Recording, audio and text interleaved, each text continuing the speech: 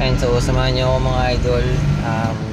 Gamitin natin yung Atome credit card na natanggap natin. Double check natin kung legit ba. So share ko dito sa inyo mamaya. And so andito na ako sa Shell. Papa full tank tayo. Subukan natin kung gagana si Atome. Ayun, dito tayo sa Shell ngayon. Running balance. Ayan, yan yung babayaran natin. 3,000. Kunin na natin yung Atome card natin. Kulay black yung napili natin. Ayan siya, ayan siya. Abot natin kay kuya. Natin to.